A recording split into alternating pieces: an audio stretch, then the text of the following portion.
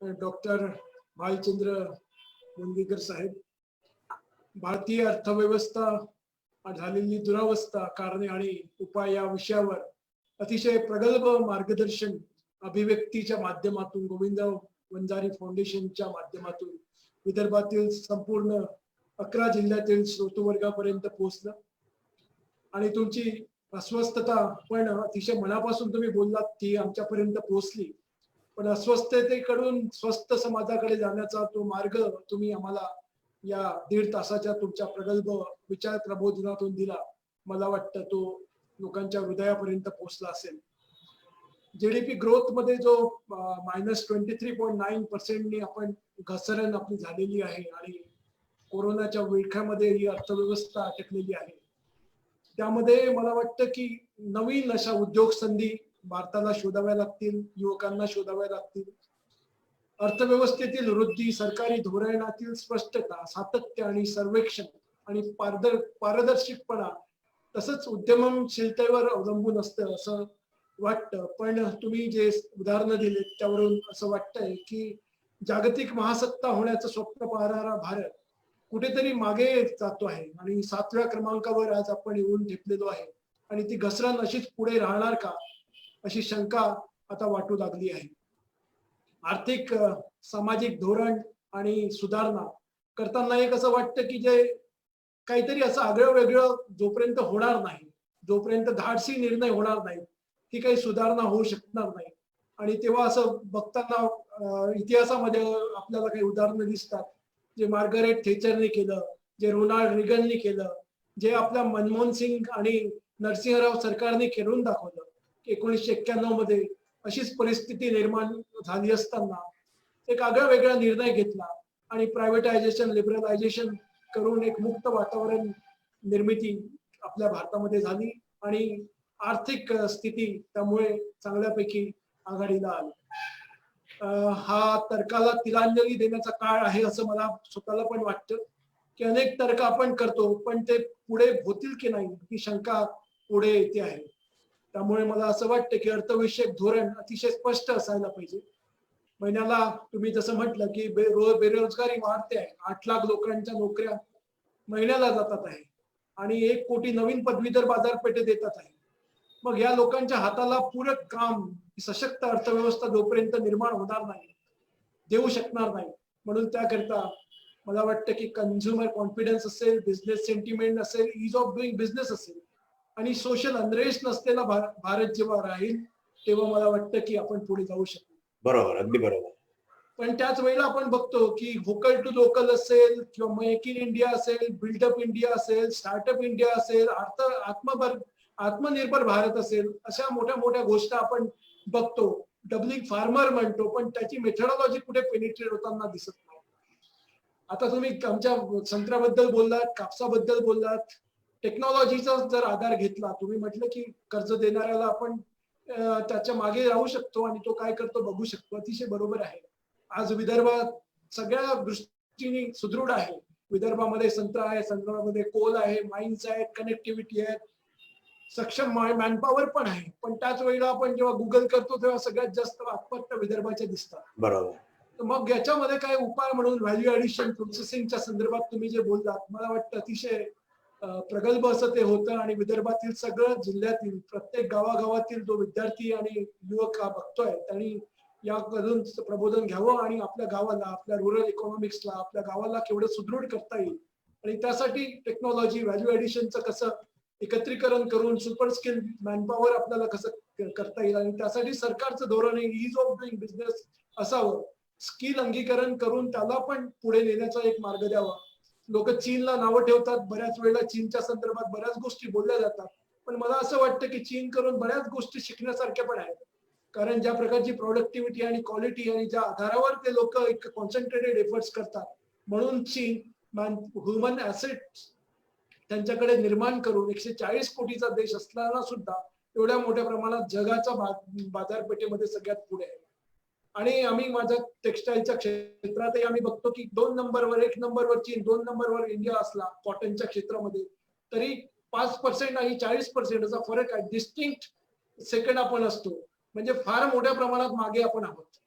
म्हणून मला असं वाटतं की ह्या प्रगल्भ विचारांचा भारताला जर वैभवशाली सुपर पॉवर बनवायचं असेल, सुपर पुअर न ठेवता सुपर पॉवर बनवायचं असेल, तर येथील येथील येथील human let me enjoy your joke.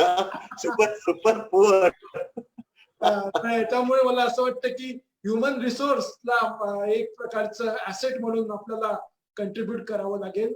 आणि भारताकडे आपण यंगिस्तान म्हणून बघतो, 65% लोक आपले यंग आहेत असं म्हणतो, 2042 पर्यंत आपण यंग इंडिया राहणार असं म्हणतो, पण त्या तऱ्हेचे धोरणं काही मला दिसत नाही. जगामध्ये महासत्ता होण्याकडे भारत अग्रक्रम होतोय असं म्हटलं जातं, पण त्याच वेळेला स्किल्ड लोकांना काम मिळत नाही.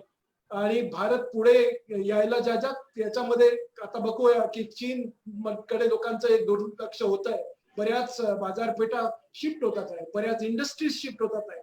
मला वाटतं हा जो व्हॅक्यूम क्रिएट झालेला आहे त्याच्याकडे नेक्स्ट ऑप्शन म्हणून भारतच मला दिसतोय की लोकांकडे या प्रकारचं जे इंटरनॅशनल रिलेशनशिप आपल्या पंतप्रधानांनी बरेच एफर्ट्स केलेलेच आहेत, त्याच्याबद्दल तुमचं दुमत नसावं. तर त्यामुळे मला वाटतं की त्याचा फायदा घेऊन बाकीच्या लोकांना पण इंडियाकडे आकृष्ट करता येऊ शकेल का, आणि त्यामुळे इथे रोजगार निर्माण होऊ शकेल का असं मला वाटतं. दुसरं असं मला वाटतं की एक रुरल इकॉनॉमिक्स मजबूत करावं लागेल. त्याच वेळेला एक आगळं वेगळं इकॉनॉमिक मॉडेल भारतासाठी का निर्माण करू नये, माझा प्रश्न पण तुमच्यासाठी आहे की जर 130 कोटी लोक आपल्याकडे आहेत, जर आपलीच बाजारपेठ आहे, तर आपल्याला आंतरराष्ट्रीय गुंतवणुकीचा का बरं जास्त विचार करायला पाहिजे. आपण आपल्यासाठी आपलं एखादं आर्थिक मॉडेल तयार करू शकत नाही का. मला वाटतं यावर तुमचं भाष्य लोकांना जास्त हे राहील. मला वाटतं हा प्रश्न मी तुम्हाला देतो की भारत असं काही इकॉनॉमिक मॉडेल तयार करू शकत नाही का स्वतःच. मला सांगायला पाहिजे आता असं की या सगळ्या ह्याच्यामध्ये आपण जे म्हणालात त्याचा विचार करत असताना भारत हे एक स्वतःच मॉडेल आपण नेहरू असताना निर्माण केलेलं होतं. आणि नेहरूंच्या काळामध्ये आपण हा प्रयत्न केला की पब्लिक सेक्टर आणि प्रायव्हेट सेक्टर हे मॉडेल आपण निर्माण करताना ज्या ठिकाणी पब्लिक सेक्टर हवा त्या ठिकाणी पब्लिक सेक्टर, ज्या ठिकाणी मोठे उद्योग असतील त्या ठिकाणी भांडवल निर्मिती लागेल, टेक्नॉलॉजी लागेल, नफा कमी मिळेल अशा ठिकाणी पब्लिक सेक्टर, आणि प्रामुख्याने प्रायव्हेट सेक्टरमध्ये कंझ्युमर इंडस्ट्रीच्या जातील. हळूहळू आपण त्या धोरणामध्ये बदल होत गेला.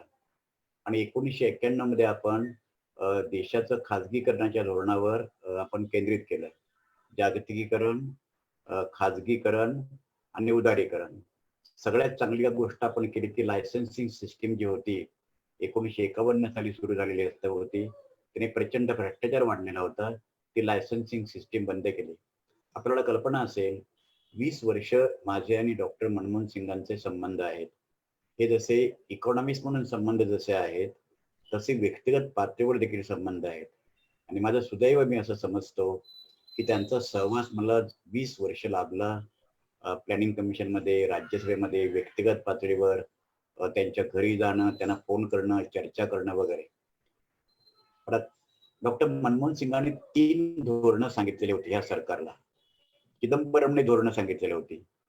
या सरकारचा सगळ्यात मोठा डॉक्टर सोनारे दोष असा आहे, या सरकारला कुणाशी चर्चा करावं असं वाटत नाही. समजा तुम्ही काँग्रेसच्या जवळ असलेल्या अर्थतज्ञांशी चर्चा नका तुम्ही करू, पण काँग्रेसशी संबंधित नसलेले अनेक अर्थतज्ञ, म्हणजे काँग्रेसमध्ये पॉलिटिक्सशी संबंध नसलेले अनेक अर्थतज्ञ मोठे देशामध्ये आहेत जे जागतिक स्तरावर काम करतात, त्यांना सुद्धा तुम्ही कन्सल्ट करत नाही. एकाशी सुद्धा ते कन्सल्ट कोणाशी करत नाहीत बाहेरच्या लोकांशी. मी त्यांना सांगितलं होतं राज्यसभेमध्ये, तुम्ही राऊंड टेबल कॉन्फरन्स करा, तुम्ही गोलमेज परिषद बोलवा, ज्याच्यामध्ये तंत्रज्ञ, त्याच्यानंतर उद्योगपती, त्याच्यानंतर भांडवलदार म्हणजे उद्योगपती असतील, तंत्रज्ञ असतील, सायंटिस्ट असतील, अशा लोकांचं एक तुम्ही कन्व्हेन्शन बोलवून त्यांची मतं तुम्ही मान्य करू नका, त्यांची धोरणं तुम्ही मान्य करू नका, पण कमीत कमी काय म्हणतात ते ऐका. आता बरं तुम्ही असा प्रश्न विचारलात की भारताने स्वतंत्रपणे स्वतःचं मॉडेल का निर्माण करू नये. दिस इज ऍब्सोल्युटली करेक्ट मॉडेल. मी तुम्हाला साधं उदाहरण सांगतो काय मॉडेल निर्माण करता येईल. हे मॉडेल मी एकटा सांगू शकतो संबंध देशाला. I am sorry, me ego किंवा अहंकाराने बोलतो असं नाही. एक तुम्हाला मॉडेल मी सांगतो.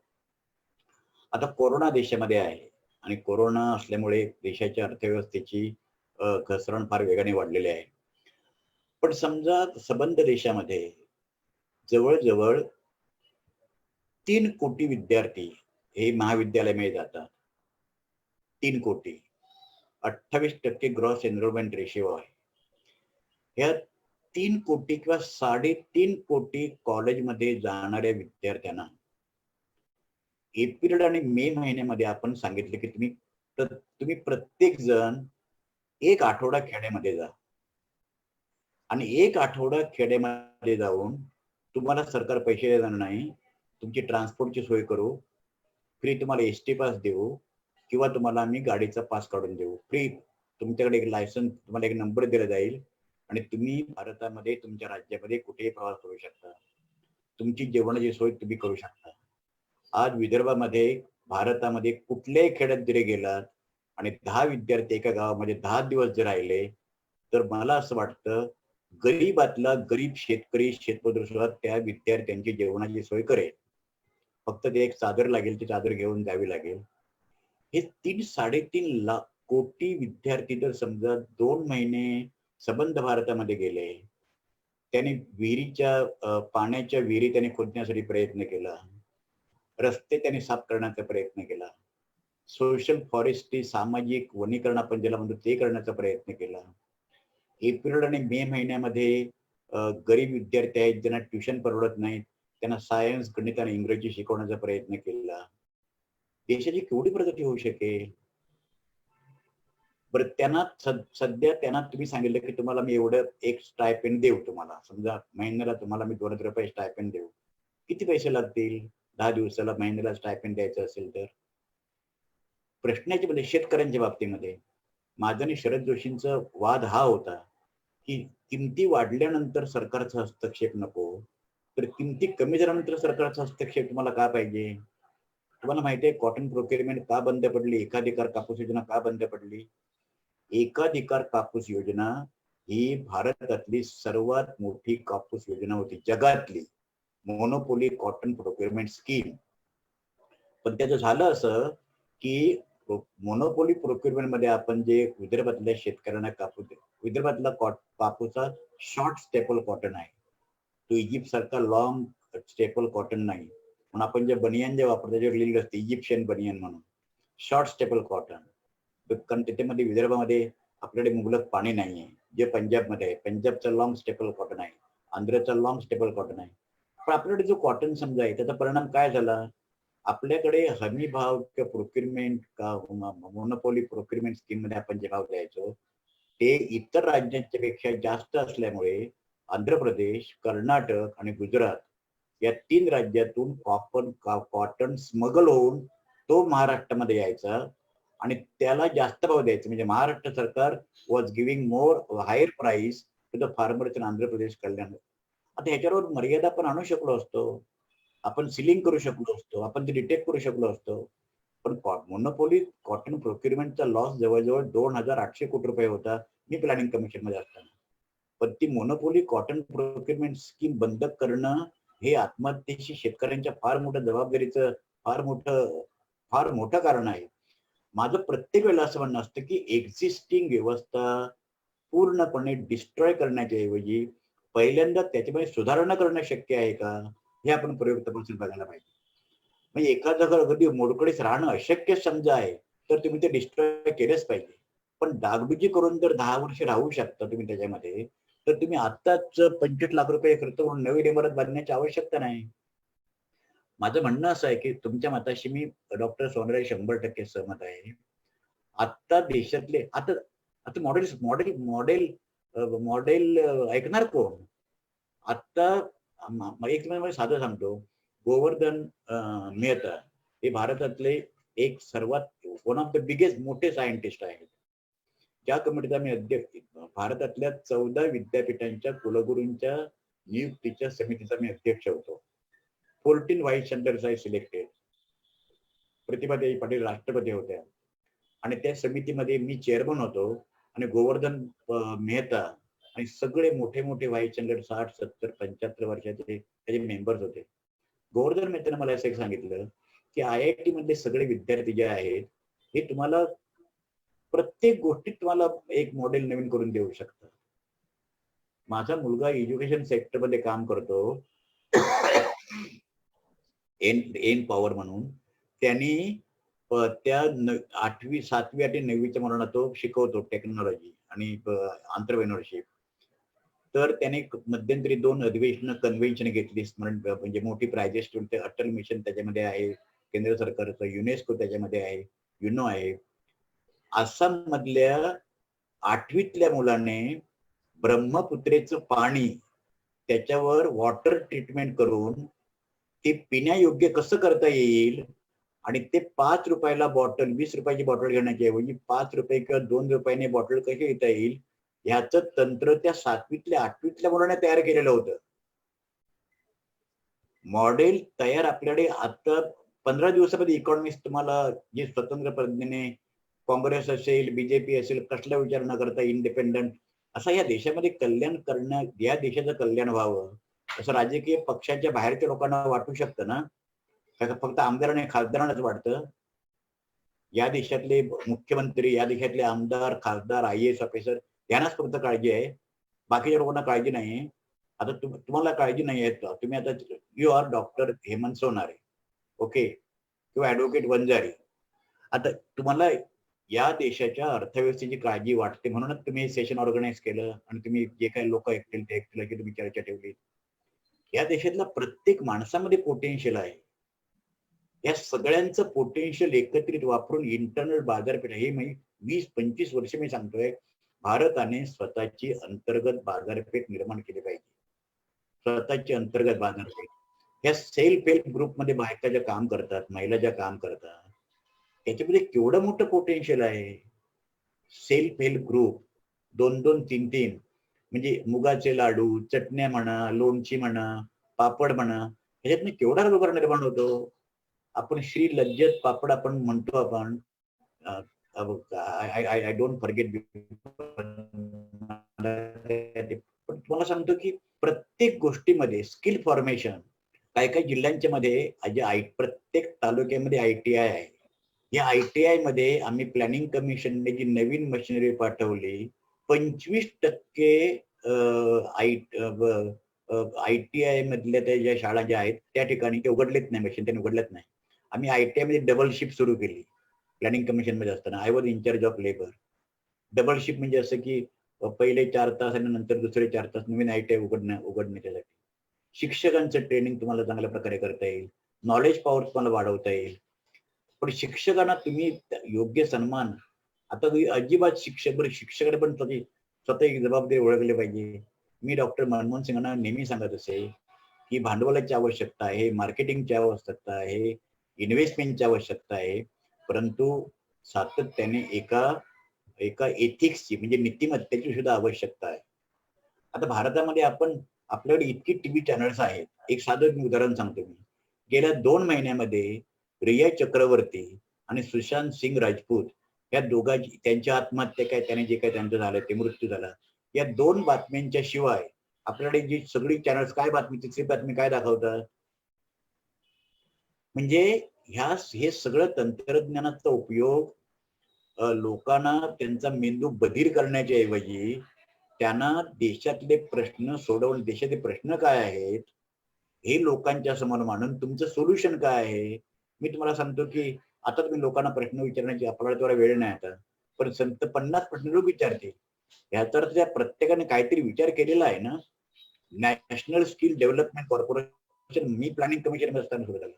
पंतप्रधान डॉक्टर मनमोहन सिंगांनी ती आयडिया केली. पहिल्यांदा नॅशनल स्किल मिशन काढलं, राष्ट्रीय स्किल म्हणजे अभियान, आणि त्याच्यानंतर नॅशनल स्किल डेव्हलपमेंट कॉर्पोरेशन. आता नुसतं तुम्ही स्टँड अप, सिटिंग अप असं होणार नाही ना. तुम्ही त्यासाठी लोकांना फॅसिलिटीज उपलब्ध करून दिल्या पाहिजेत. आता मगाशी तुम्हाला मी सांगितलं की 62% मुलं 8वी 9वी पर्यंतची ही अनवाणी चालत शाळेमध्ये जातात. कसा मोठा देश होणार.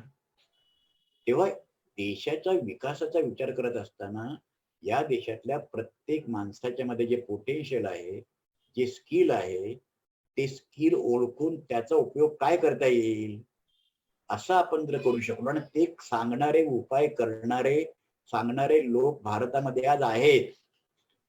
तुमच्या विदर्भाचं काय होतं? परवा माझा एक लेख आला होता, तो गेल्या रविवारचा लेख महाराष्ट्र टाइम्स मध्ये वाचा.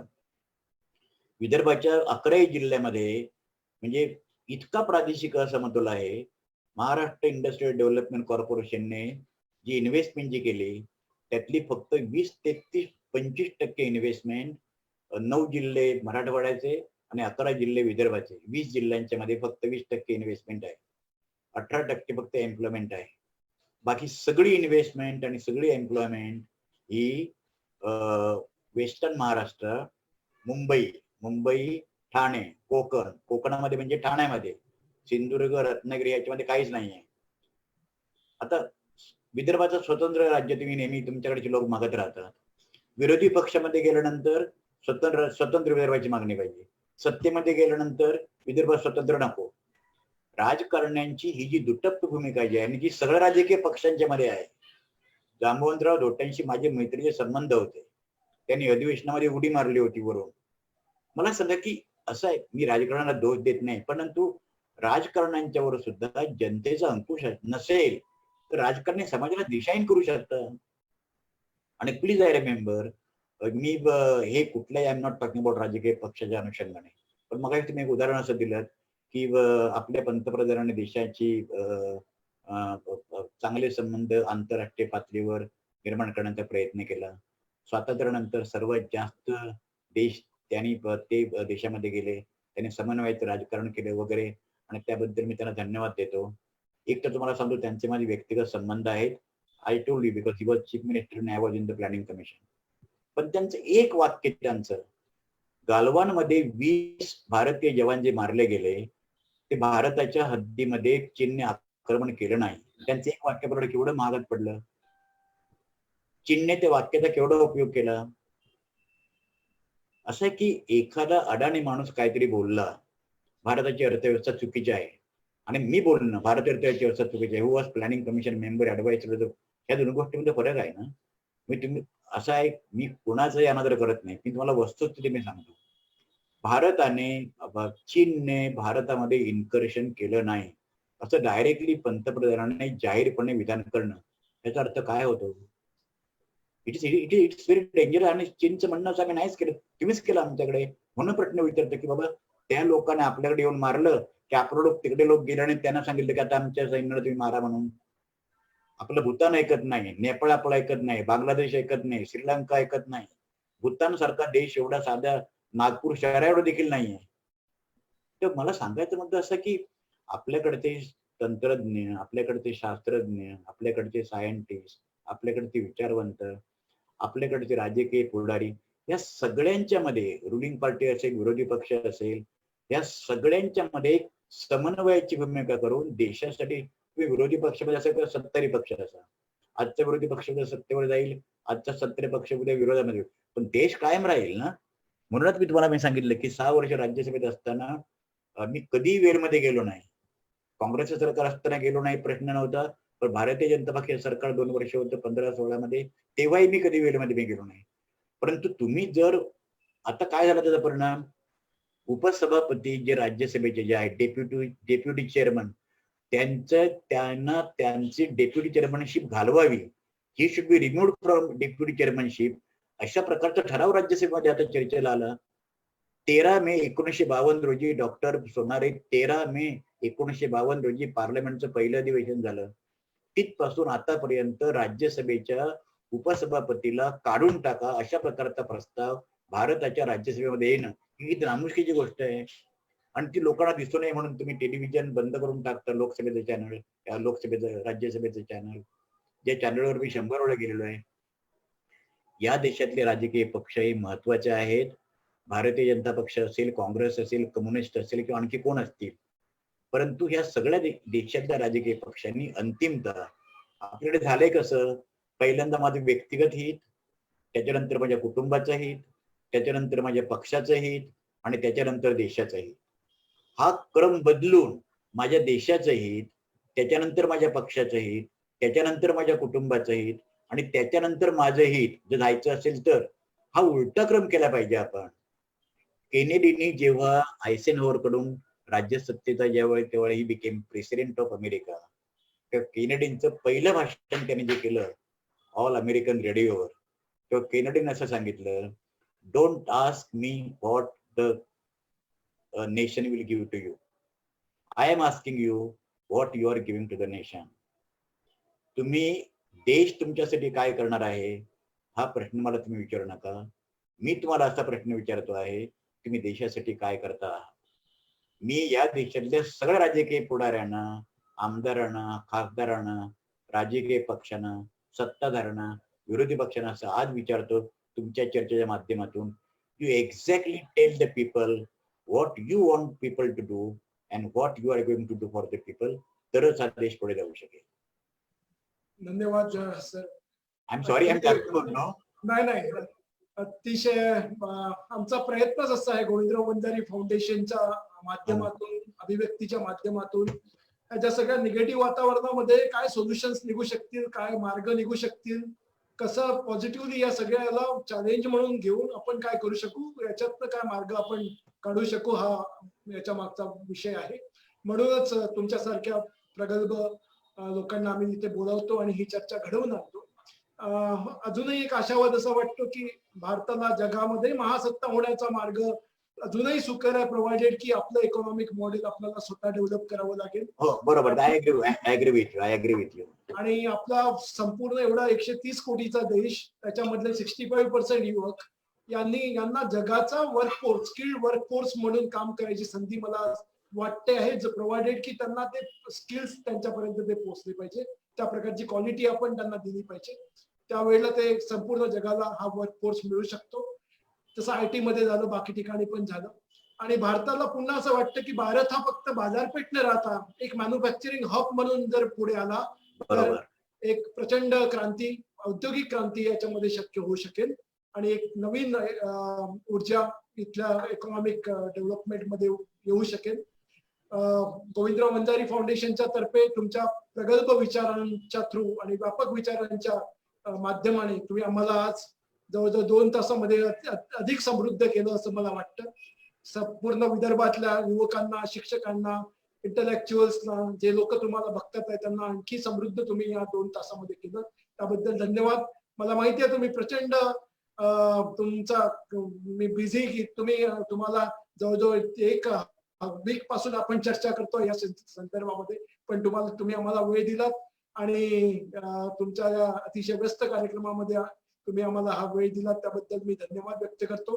आमच्या ज्या प्रेरणास्थान आहेत, आमच्या संस्थेच्या अध्यक्षा डॉक्टर सुहासिनीजी वंजारी, आमचे तरुण तडफदार नेतृत्व ऍडव्होकेट अभिजितजी वंजारी, आमच्या कोषाध्यक्षा डॉक्टर स्मिताजी वंजारी यांचे आभार व्यक्त करतो. पुनश्च सर, तुम्ही आम्हाला वेळात वेळ काढून एवढा वेळ तुमचा तुम्ही जेव्हा डॉक्टर सोनारे, तुम्ही जेव्हा कधी सांगाल, एक 15 दिवसाची मुदत देऊन, तेव्हा मी आपल्या सेवेशी हजर असेन.